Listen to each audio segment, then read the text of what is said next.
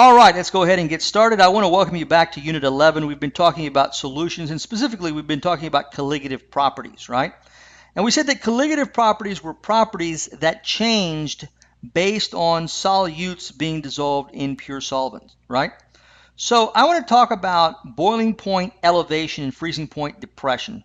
So when you add a solute to a solvent, the boiling point is going to go up and the freezing point is going to go down from their normal values.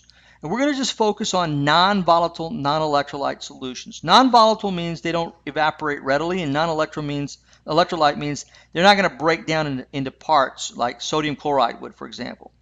And so that's going to make things easier for us because the calculations are made more complicated if you have electrolytes involved. So we're not going to worry about that. So in order to do this, we're going to need a little bit of a modification of our concentration definition. Remember, we were talking about molarity, right? Molarity. Well, these calculations require a separate definition for concentration called molality. Molality simply means the moles of solute divided by kilograms of solvent. So remember, molarity was moles per liter. This time for molality, it's moles per kilogram of solvent, right? So let's get going. When non-volatile, non-electrolyte solutes are added to a solution, the freezing point depression and the boiling point elevates. The freezing point goes down and the boiling point goes up according to this following formulas. So let's start with boiling point elevation. Okay, so the boiling point is going to go up. How much? Well, that triangle right there means change in. So we have the change in the boiling temperature is equal to K sub B is a constant that comes from a table. You don't have to worry about it. I'll give it to you. I'll look it up for you every time. But it is specific for boiling point elevation. Okay? So K sub B. And this new concentration that we call molality. So we're going to multiply K sub B times molality to give us the change in boiling temperature. Likewise, if we want to know the freezing point depression, we're going to reduce the freezing point. So we say minus. There's a constant involved. It's not the same as Kb. It's a different constant, and it's K sub F, again, times molality. Now, I've looked the numbers up, and Kf and Kb are 6.94 and 6.2 respectively. For the example that we're going to do now. The units, by the way, are degrees Celsius per mole and can be obtained from tables. Okay? So here we go. All right, so we've got this situation. This is example. What are the freezing and boiling points of naphthalene when 10.0 grams of nicotine, or C10H14N2, is dissolved in 50 grams of naphthalene? Now, just to make, again, things easier, nicotine is a non-electrolyte. So you don't have to worry about it breaking down. That would have complicated the calculations. We don't have to worry about that. And by the way, the freezing point of pure naphthalene is 80.29 degrees Celsius, and the boiling point is 217.96 degrees Celsius. I'm looking those up for you. I've looked them up for you as well. So here we go. First, let's calculate the molality. Remember, molality is moles per kilogram.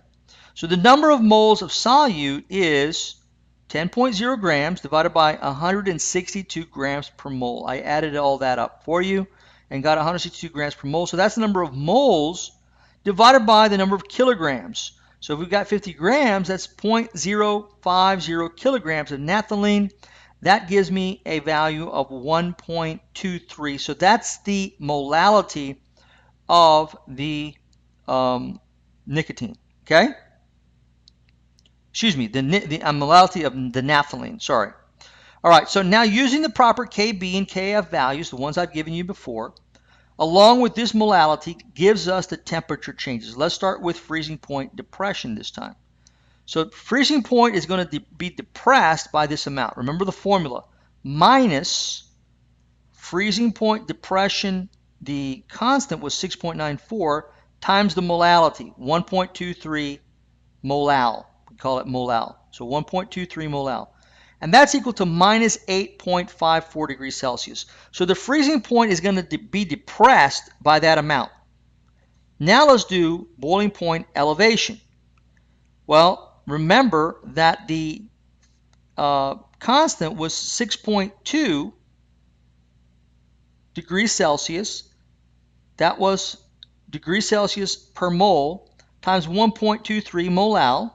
That was the molality, and that's equal to 7.63 degrees Celsius. So the boiling point is going to be elevated by that amount. So to determine the new freezing point, what we're going to do is we're going to say the original freezing point was 80.29, and then take away the 8.54, and we get 71.75 degrees Celsius. The boiling point is going to be elevated by 7.63 degrees Celsius. So take the original boiling point, 217.96 degrees Celsius, and elevate it by this amount, 7.63. And when you do that, you get 225.59. Folks, there are additional notes on colligative properties involving something called Henry's law and involving something called Raoult's law. Okay?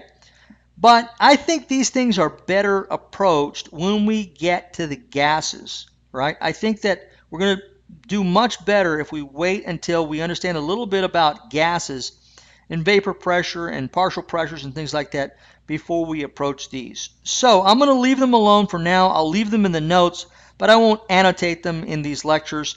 If you want to look at them and study them, by all means, be my guest, and I'll answer any questions that you might have.